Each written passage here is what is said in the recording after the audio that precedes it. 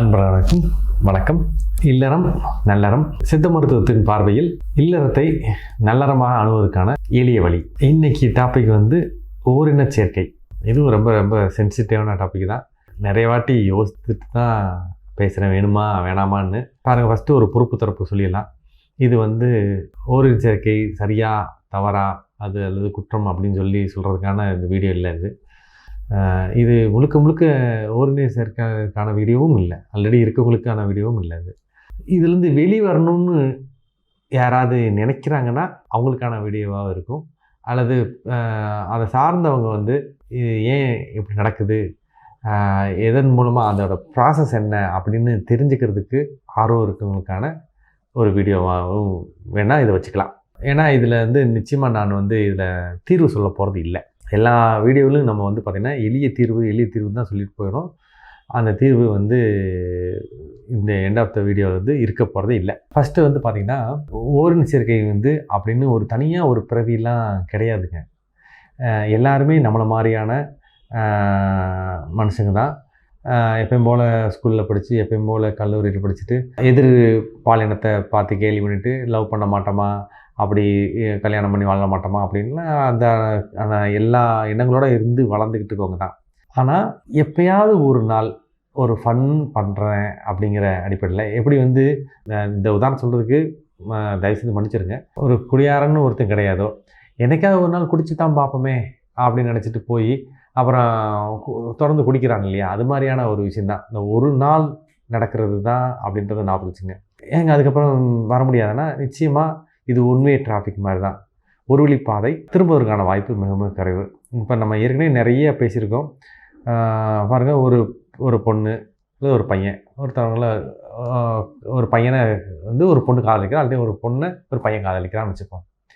இதை மாற்றி அவனை வேறு திருமணம் பண்ண வைக்கிறதுன்றதுக்கான வாய்ப்பு பார்த்திங்கன்னா கம்மி தானே. ஒரு கஷ்டப்பட்டு பிரித்து பண்ணுவாங்க. அது திரும்பவும் சொல்கிறேன், இது நல்லதாக கெட்டதான்றதில்லை. ஆனால் இந்த பிரிக்கிறதுக்கான வாய்ப்பு கம்மி தான். இருந்தாலும் பார்த்திங்கன்னா இது நடந்துட்டு தான் இருக்குது, நடைமுறையில் நடந்துட்டு தான் இருக்குது. போனவங்க திரும்பியும் ஒரு கல்யாண வாழ்க்கைக்குள்ளே போய் கல்யாணம் பண்ணி நல்லா விதமாக வாழ்ந்துட்டு தான் இருக்கிறாங்க. அதையும் நம்ம பார்த்துட்டு தான் இருக்கிறோம்.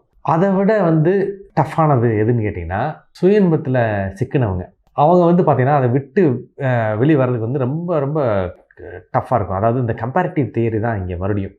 இந்த சுயன்பமும் இந்த மனைவியும் அப்படின்னு இருக்க பட்சத்தில் ரெண்டையும் தூக்கிக்கிட்டு பார்த்திங்கன்னா இதுவான்னு, அதாவது இது இருக்க வரைக்கும் இந்த மனைவியை துச்சமாக தான் நினைப்பான். ஸோ அதை விட்டு ஒழிச்சா தான் இதுக்குள்ளே வர முடியும் அப்படிங்கிறது புரிஞ்சுக்கணும். சரிங்களா? இந்த சுயன்ப சிக்கல்லேருந்து வெளியே வரதை விட இன்னும் டஃப்பானது எதுன்னு கேட்டிங்கன்னா, இந்த ஓரின சேர்க்கையிலேருந்து வெளிவரணும்னு நினைக்கிறது, வெளிவரங்களுக்கு நினைக்கிறது தான். அவங்க நிறைய பேர் பார்த்திங்கன்னா ஓரின சேர்க்கையில் இருக்கிறவங்க கல்லூரி வாழ்க்கையில் இருந்திருப்பாங்க, அல்லது வேறு ஏதாவது முடிச்சுட்டு வெளியில் ஒரு ஃபன்னாக இருந்திருப்பாங்க. அதுக்கப்புறம் பார்த்திங்கன்னா திருமண வாழ்க்கை போயிருப்பாங்க. அப்படி போனால் அதில் தான் சிக்கலே ஆரம்பிக்குது. அவங்களுக்கு பார்த்திங்கன்னா அந்த பெண்ணோட அல்லது ஆணோடையோ அந்த மாற்று பாலினத்தோட சேர்ந்து பயணிக்கிறதுல ரொம்ப டஃப்பாக இருக்கும். அதாவது இந்த நான் சொன்னோம் இல்லையா, முதல்ல ரெண்டும் பார்த்திங்கன்னா அதில் ஒட்டுதல் கொடுக்காது. அதுக்கடுத்து புதுசாக கிடைச்ச பார்ட்னரோட ஒட்டுதல் கொடுக்காது. ஆனால் இதில் பார்த்திங்கன்னா வெறுப்பை கொடுக்கும். அதாவது இந்த கம்பளி பூச்சி ஊற மாதிரின்னு சொல்லுவாங்களோ, ஒரு படத்தில் வரும், அது மாதிரி இருக்கும். ஸோ அப்போது இவங்க அந்த வெறுப்புணர்வோடு அந்த வாழ்க்கை வாழ்கிறது தேவையா? அப்போ இது எப்படிங்க சரி பண்ணுறதுன்னா, சரி பண்ணுறதுக்கு இன்னும் ஒரே வழி எதுனாக்கா, அந்த டே 1 செஞ்சோம் இல்லையா, அந்த இடத்த தவிர்க்கிறது மட்டும்தான் இதுக்கு தீர்வு ஒழிஞ்சு, இதை மாற்றுறதுக்கான முயற்சி அதெல்லாம் பெருசாக பலன் அடிக்கிறது இல்லைன்னு புரிஞ்சுக்கணும். அப்போது இந்த சரி கொஞ்சோண்டு பீர் சாப்பிட்டு பார்ப்போம், கொஞ்சோண்டு ஒயின் சாப்பிட்டு பார்ப்போம் அப்படின்னு உள்ளே இறங்குது இல்லையா, அந்த நாளை தவிர்க்கிறது மட்டும்தான் இந்த மொத்த இந்த சினாரியோவை மாற்றுறதுக்கான வழி. அது வேணுமா வேணாமான்றதை அன்னைக்கு தான் முடிவு பண்ணி குறைஞ்சு அதுக்கப்புறம் நடக்கிறது எல்லாமே அது போக்கில் தான். சரிங்க. இன்னமும் பார்த்திங்கன்னா இதில் இன்னமும் ஒரு காம்ப்ளிகேட்டான விஷயம்லாம் இருக்குது.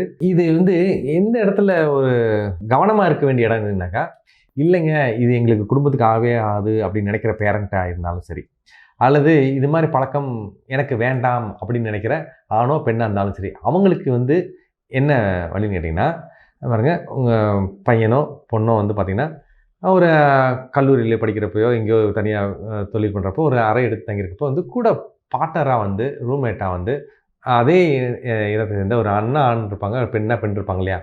அந்த இடத்துல தான் இது ஸ்டார்ட் ஆகுது. அந்த இடத்துல வந்து பார்த்தீங்கன்னா, ஒரு எல்லையை கடந்துற வேண்டாம்.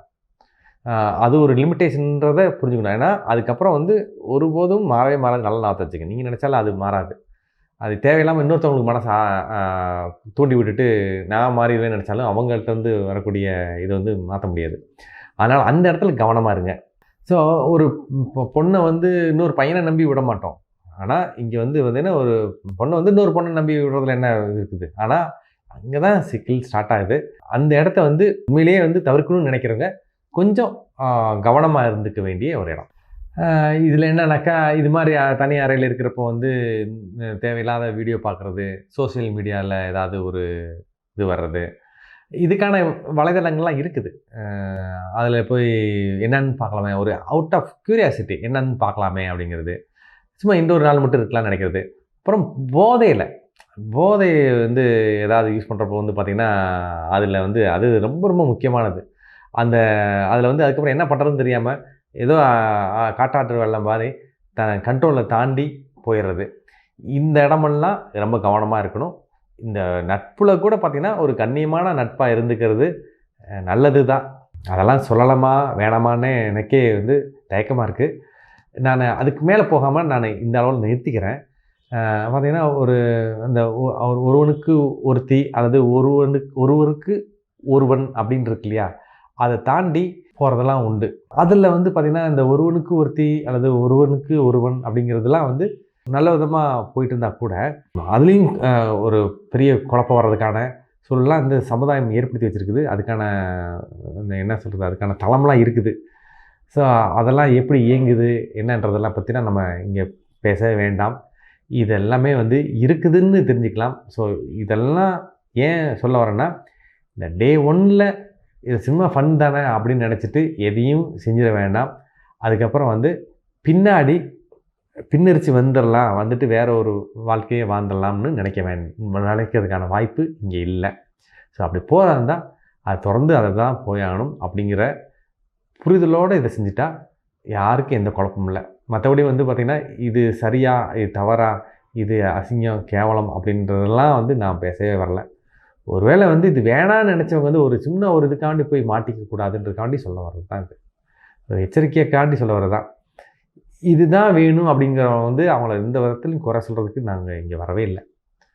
ஸோ இந்த ஒரு வழி பாதைய தேர்ந்தெடுக்கிறது, தேர்ந்தெடுக்காம இருக்கிறது. இது முழுக்க முழுக்க என்றோ ஒரு நாள் தான் இருக்குமே ஒழிஞ்சு, இதுக்கப்புறம் நம்ம யாரும் அத முடிவெடுக்க முடியாது. அப்படிங்கிற தகவல் சொல்லிட்டு, அடுத்த ஒரு நல்ல ஒரு வீடியோல உங்கள எல்லாத்தையும் சந்திக்கிறேன். அதுவரை உங்களிடமிருந்து விடைபெறுவது டாக்டர் ரமணன். நன்றி, வணக்கம்.